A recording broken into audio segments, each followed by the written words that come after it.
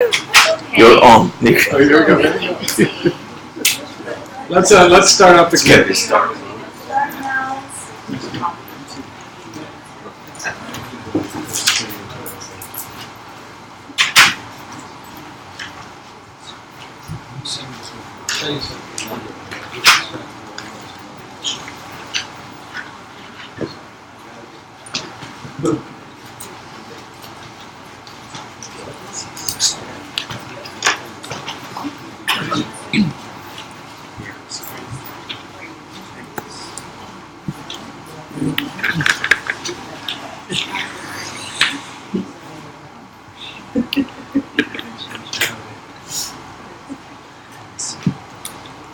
All right, so we'll just go a little bit longer, and I always over-prepare, so I'll cut out 80%.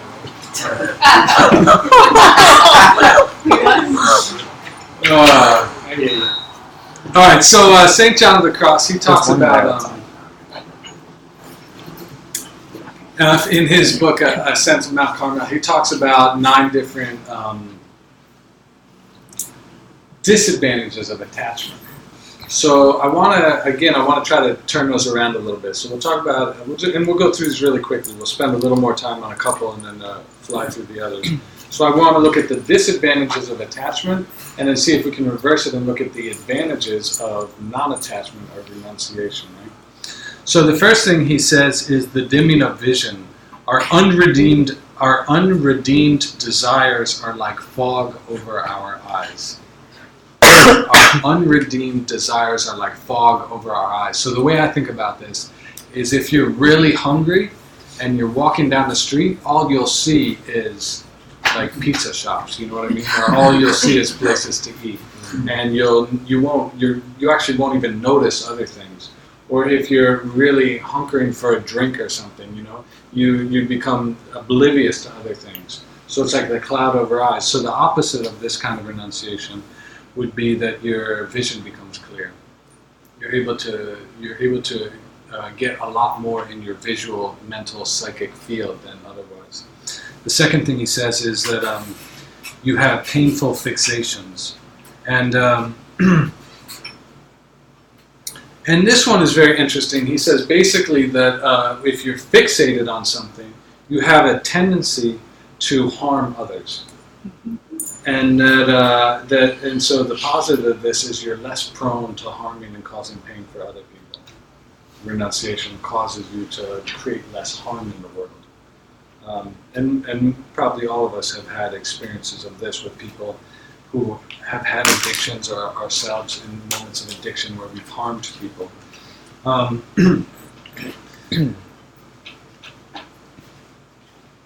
The third one, which is a particularly attractive one, I think, is that with renunciation you develop mental stability and an ability to concentrate. And so the opposite, what St. John says, is you have distractions in prayers and meditation. You have a very hard time concentrating. And selfish clinging focuses our attention on ourselves and distracts our minds, he says. The fourth one, he says, is that it's an affront to God. So I was thinking, how do you turn that around? What's the opposite of an affront to God? And I realized that it's an increase in grace. And grace is a big word, and we could debate that for a long time. But I read one writer, modern day writer, and he says this: a husband who prefers his bowling to his wife insults her. It's a little dated, but Can you repeat that? yeah, a husband who prefers bowling to his wife, insults her, obviously, right? And he, and this is a little bit of what St. John is talking about. It's an affront to God. When we focus on the things of the world, and in Buddhism we say it harms the family of Buddhas. Like they say, when you take bodhisattva vows, every Buddha on every planet in every galaxy is aware of what's happening. It creates this ripple, right? In the Mahayana tradition, and because you're entering the family of Buddhas. So when you when you act in ways where you're fixated on attachments, it's an affront to the family of the Buddhas. But but to look at to give an example of this idea of an increase in grace, I want to look at the very first and the very last of Buckminster Fuller's self-disciplines. If you, those of you who know Buckminster Fuller, he was an inventor, and this was his code of ethics to live by. If you've never written a code of ethics for yourself, it's a beautiful practice. You sit down and you decide, what are the 10 things that are of most important to me that I want to live my life based on? It's just a beautiful practice. Socrates did it, right? We have the ethics he wrote for his son. So here's the very first and the very last of Buckminster Fuller's. Number 1, use myself as an experiment to see what, if anything, a healthy young male of average size, experience, and capability, with an economically dependent wife and newborn child, starting without capital or any kind of wealth, cash savings, credit, or university degree, could effectively do that could not be done by great nations or great private enterprises to lastingly improve the physical protection and support of all human lives. Like, wow, yeah, might as well go big, right? Bucky. And then the last one, he says, commit wholeheartedly to the above and pay no attention to earning a living in humanity's established economic system, yet find that my family's and my needs are provided for by seemingly pure happenstance and always only in the nick of time. Wow. Right? Wow. And that's about being in grace. Yeah. Right? And everybody that I know that has been brave enough to do that has found that it's always come true, been true. My teacher had a policy. He lived off of alms. He lived in a life of poverty, and he lived off of basically donations his whole life. And he knew how much he needed for a month, and if his donations started accumulating more than that, he quickly got rid of them. So for his entire life until the age of 87 when he died, he only had a month of money to live on at any given time, never more than that. And he always had everything. He was, I'm not suggesting we all do that, but he had lived his life based on that principle. And it's just whenever I see people that are brave enough to live that way, it's so inspiring to me. So that's what I mean by living in grace. The fifth one, he says, is that and this one is beautiful, right? Is that attachment dries up joy. I might not be able to. I had something, but I might not be able to pull it up because. You guys know this, I'm sure. This is old. I've been out of the world for 3 years. But so, what does it look like when joy is not dried up, right? And the double rainbow viral YouTube video. Everybody know that? Yeah. Okay, a couple of you don't. So this is a guy. I don't think I'm online, so I might not be able to. Is there a password here? Yeah. 212. Everybody close your ears. No, it's okay. it's our phone number. Okay. 212. Yeah. 475. 475. 6650. So I should have did the 6650. Okay. All right. Let that go for a minute. We'll go on to the next one. We'll come back to this. So.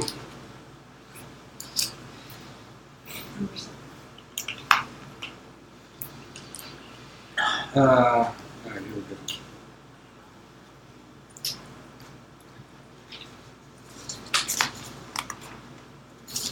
So this is, I'll just play a minute of this. This is the opposite of, and so drying up joy, right? The opposite I see is an ability to experience great beauty, like to experience beauty, right? In the smallest, simplest things. An ability to have your heart open to the most mundane thing. It turns out this guy is not on drugs, I found out. But this is, an example. So he sees a rainbow. He sees a double rainbow. It's a double rainbow all the way. Whoa, that's so intense. Whoa, man. Whoa. Whoa. You get that? Yeah, it does. Whoa, that's a full rainbow. Let's see. So as that loads, so the sixth one is a. Oh, here we go. Woo! Oh, wow!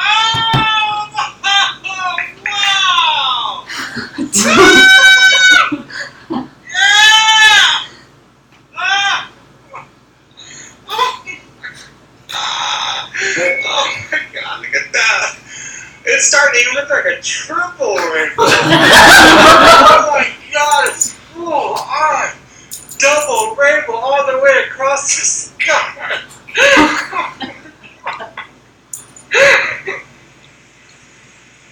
Oh, God. Oh, God.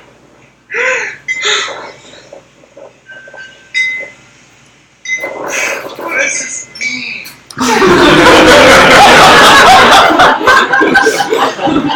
So that to me felt like such a. I mean, you know, you could say what you want, but who does not want to have that experience about seeing a rainbow? You know, it's like there's such a childlike beauty there. It's so. I mean, you know, it almost makes me want to cry just listening to that guy's joy, right?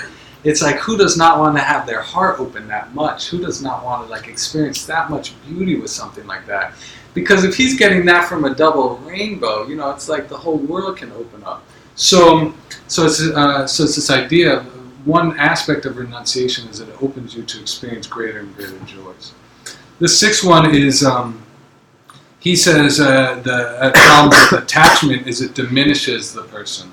So the opposite would be, I would say, increases well-being and purity of heart. And the example is used is if pure metal like gold or silver is mixed with something less, it becomes less. So if we mix ourselves with something less, like if we mix ourselves with the gossip of superstars, right, then we become less. Our capacity becomes less. So the question is, what are we, the pureness, the goldenness of our hearts, what are we mixing that with? You know, are we mixing it with other pure gold, or are we diminishing it by mixing it with lesser stuff? The seventh one, he says, is that it blocks transformation. And you have probably seen this if you know people that have serious addictions, like to painkillers or something. There's an evolution stops. At the point addiction kicks in strongly enough, evolution stops. And this is what's so heartbreaking, right, about seeing people in addiction.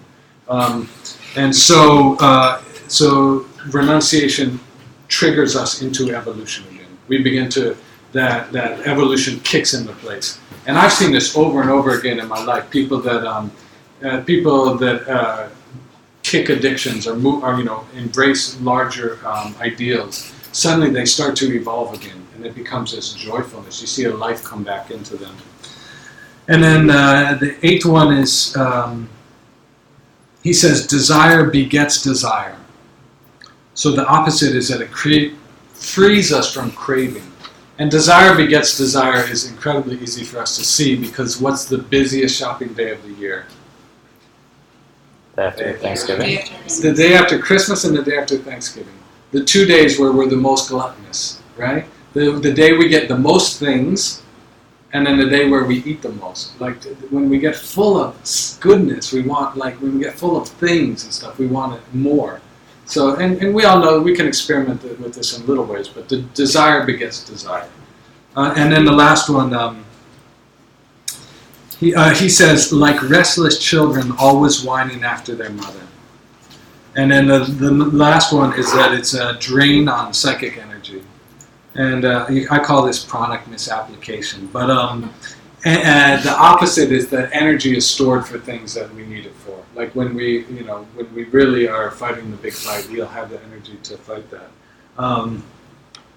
For example, let me ask you a question. If you lie, how long do you hold that lie in your consciousness? Say you're having a talk with your boss and you lie. How long will that stay in your consciousness? So you come clean. Yeah, I mean, it's for a long time, right, until you come clean. If you're honest with your boss, how long will you hold on to that? So you lies. Yeah. But yeah, usually not at all, right? Like when you tell the truth, there's nothing to hold on to. It just comes out and you're free of it. So every time we lie, right? Every time we engage in some kind of dishonest behavior, I see it as almost as physical. Like I tie a little wire onto a rock, and then I tie that rock onto my heart. And like it just weighs it down, right? Until I come clean, and then I snip that rock, and it falls away. And you can feel that, right? When you confess something, it's like a release of that burden. So that's St. John, and it's beautiful. It's a beautiful thing to study. That's from the Ascent of Mount Carmel, and it's his nine how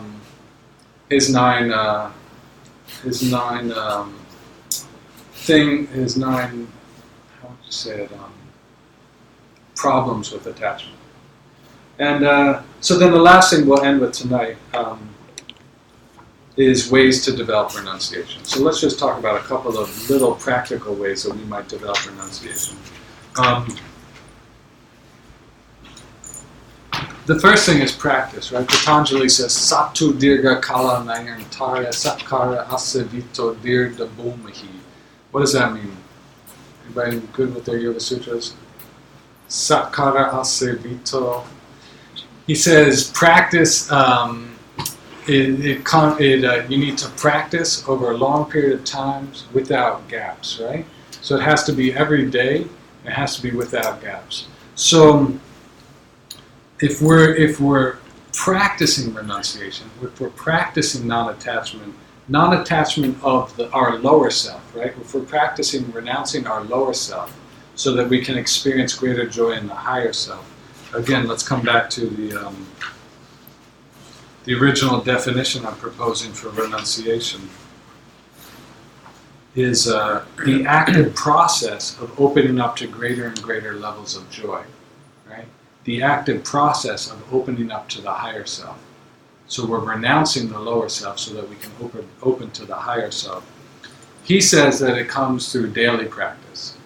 And what's interesting is when you read the commentations on the Yoga Sutras, they list there's 4 classical stages that one goes through in the development of renunciation. We don't have time to get into it all, but the first one is that there's just a very mild attempt to renounce the lower self. So we're not talking about giving up big things, right? We're not talking about making huge changes in your life.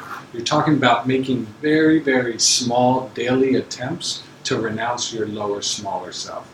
And that to me is helpful because if I get easily overwhelmed with like to-do lists.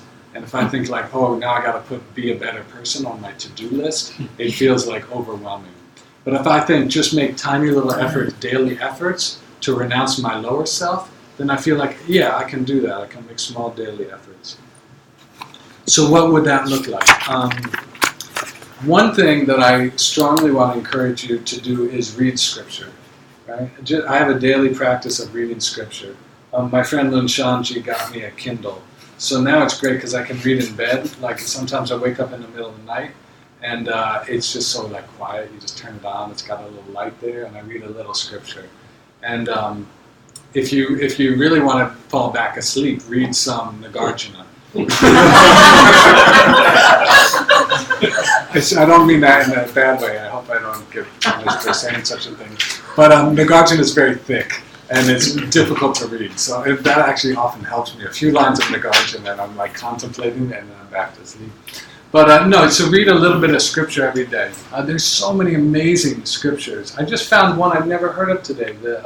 One of the earliest Samkhya texts, and everything. There's so much that's free in the public domain online, and there's just so much beautiful scripture.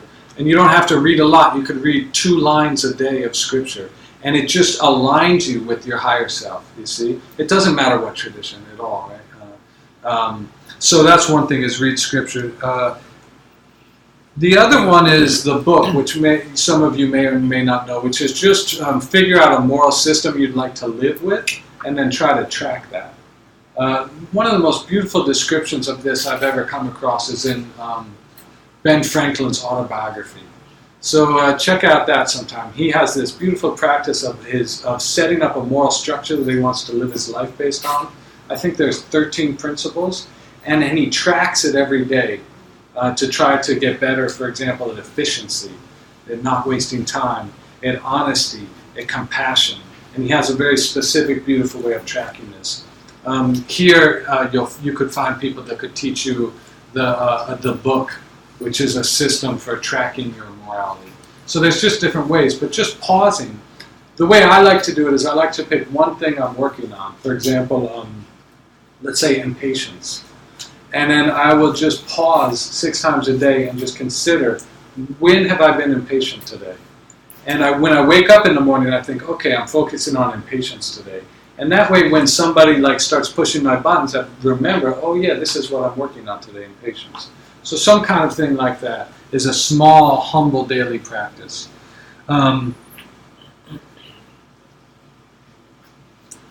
So there's 3 ways I'm proposing to develop renunciation. The first one is daily practices, and we could talk about a bunch of different stuff, but just even yoga would be a kind of daily practice, realigning yourself. Like Anusara's principle was align yourself with the divine, just aligning yourself with some kind of higher truth. So, and then the second one I'm proposing as coming into the body. Come back into the body again and again. Practice feeling physical sensations, and then practice feeling the emotional overlay on those physical sensations. Just again and again, come into the body. And another practice in this coming into the body is you could try for 1 minute every day, do nothing at all. Not even notice. It's very difficult. Just give yourself 1 minute a day of doing nothing. And especially here in the city, you guys have time on the subway and stuff like that. You say, from Bedford Avenue to Union Square, I will try not doing anything at all. And I'm not saying that's meditation, right? But I'm saying that it's an interesting practice to just relax the body. And so that's one little practice. And then, as my teacher often says, keep yourself in the market. And the way I think about this is, who was the guy who was in the Scopes trial? Who was anybody know? One of the lawyers in the Scopes trial. Clarence? Barrows. Thomas? Clarence Yeah. Darrows, Clarence Darrows, right? He says, in my life, I'm trying to comfort the afflicted and afflict the comfortable. And I thought, that's what I want to do with myself, right? The places where I feel comfortable and I'm starting to get dull, I try to spice it up, push myself into the market. And in the places where I feel afflicted, where I feel bruised, I try to comfort myself in those places. And this to me has to do with this idea of feeling, of trying to feel the pain of others. Like sometimes it gets overwhelming and it's too much to feel. But it's somehow keeping yourself in that vital marketplace where you fail at what you're doing half the time and you succeed half the time. Because that means you're always pushing yourself into growth. You fail half the time and you succeed half the time. It's also a very interesting model for a business because it means you're always pushing the boundaries of your corporation, right, or your work life. So, and then the third one is become a custodian of your life and your possessions. Become a steward. And we often think that, I own my body, I own my house, I own my car. But a beautiful practice is to consider yourself just a temporary custodian of these things. You're just a temporary steward of your home. You're just a temporary steward of your money. You're a temporary steward of your body. So then the question becomes not so much how can I preserve this, but what's the possibility I can use? How can I use this body, right? What can I use it for other people? In what way can I use my money? If I'm just a custodian, it's not mine. If I'm just a steward of it, then what's the best way to funnel this money?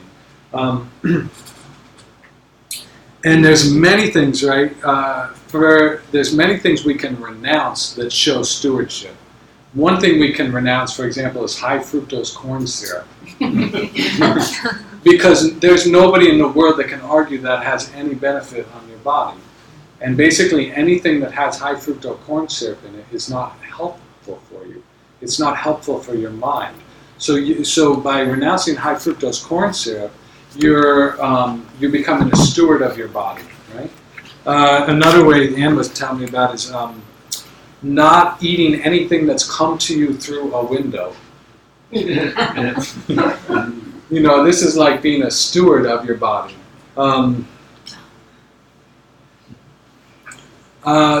Another thing is, little by little, let go of watching other people be harmed as a form of entertainment, right? Just little by little, because that's bringing you into your lesser self. And again, these things are hard. Those of us that are used to watching entertainment, being entertained by other people's misfortune, it's hard for us to let go of that. But that is bringing you into your smaller self. I was just listening to, you guys know Destiny's Child. They're like a female band, three girls. And I was listening to their song, Survivor, I think it was, or something. But I heard this line, I'm not going to diss you on the internet because my mama taught me better than that. Not using the profundity of your speech to diss people, right? Just period.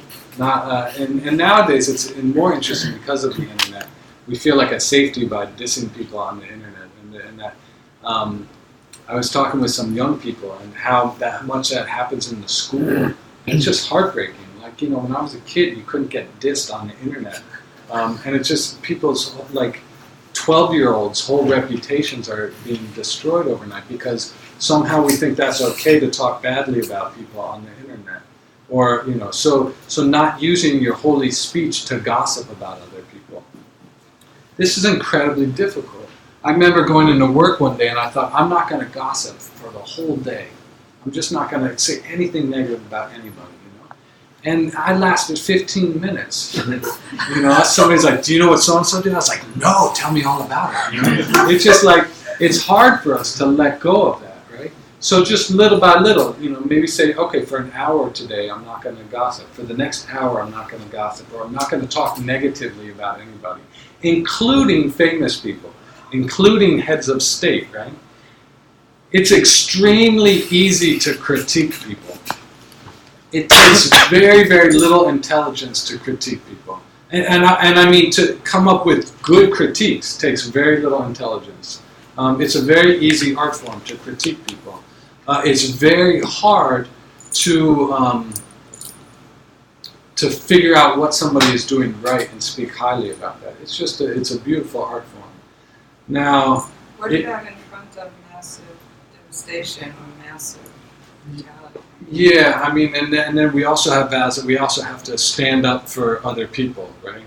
And so this is the epic debates that have gone on around the Bhagavad Gita and things like this. But how to there's a way to critique people's actions and still love them, right? And I think that's a hard distinction to make. And again, this is a huge debate. But let's say, as opposed to making an ultimatum statement like "don't critique people," just consider how you're spending your precious ability to communicate. And if you're doing it to protect, for example, minorities or something like that, then maybe that is bringing you to your higher self. One of my teachers says, figure out what's wrong in the world and change it in your own heart, and figure out what's right in the world and try to increase it in the world. And I think that would be a pretty powerful way if all of us tried to live that way. But that doesn't mean that there's not a place for protest. You know. But what you often see in protest is the people that are protesting are full of so much anger that it's just like, in my mind, it's increasing the amount of anger in the world. And the real masters of protest are the ones like Martin Luther King Jr., for example, are the ones that can come in with totally open hearts and be unfazed by the anger of other people. They're protesting anger. right? They're protesting anger and violence. Martin Luther King Jr. said that he said that if the loss of his life freed one white man from hatred, he would consider it worthwhile. So he's trying to diminish hatred in the world, right? Not just So it's a big topic, but just somehow not wasting your precious speech on trying to diminish other people. And then the last thing is just to try to think about ways to use your extraordinary fortune of our human lives to diminish the acute sadness of other people. Right? This is what stewardship ultimately means. In this room, we are at the extreme top percentile of human beings in terms of power. I just heard, I just saw my nephews for the first time in maybe 4 years, 2 days ago, and they were killing a bee.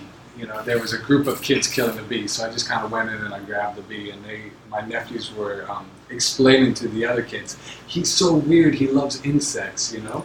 And then I heard them say to the kid, he's like, he meditated for 3 years, and one time for 24 hours he hovered over his bed. They were telling him that I levitated. You know, like, where did they get that? But you see so much in yoga that there's this emphasis on the yogic powers, right? Developing powers, the ability to read minds, the ability to levitate. But and the question really is, what are you doing with the powers you already have? Because all of us have extraordinary powers at our disposal, and we can't see them, so we're trying to levitate because we think we're not powerful, you know. And if only we could levitate and read people's minds, then we would really, have something impressive, and we could put it on YouTube and get 40 million hits. But the real power we have is, for example, money in the bank. That's extraordinary power. And you think, well, I have a lot of financial anxieties and stuff, and you have incredible power with that. I think of a woman in Tucson that a single mom living in a very small house who heard a special on Zambia and the fact that adults only get 2 meals a week. Most adults can only afford 2 meals a week. And she thought, and many of the children are orphans because of the AIDS epidemic. So she decided to do something, so she flew to Zambia and started an orphanage, and now she's got a huge organization. This is a woman no different than any of us in this room that realized in that moment that she was powerful, right? And so the question is, what are you using your power already for? And I suggest that the more you use your power to diminish the acute sadness and suffering in other people, the more power comes to you. Right? So let's end there. Sorry to go a little late. Any questions or any thoughts that come up?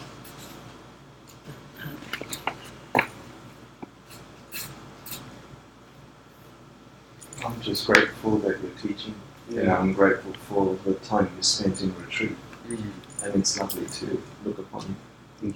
Thank you. Yeah, I want to say one last thing, and then I'm sorry, I'm a little notorious for going over, but I'll just say one last quick thing.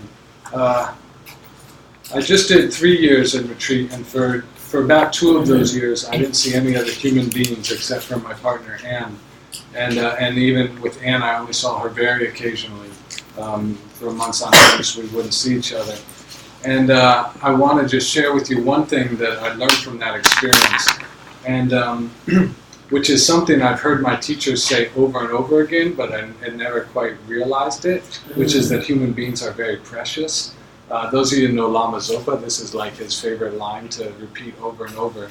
And it became extremely, when human beings are suddenly gone from your life, it becomes extremely poignant how precious human beings actually are. And I started to realize, like that time I called the little girl fat, right? There were also other moments where I made little small acts of kindness towards other people throughout my life. And while that small cruel act of calling that girl fat was depleting, like it was diminishing my greatness, those little acts of kindness were like an investment, right?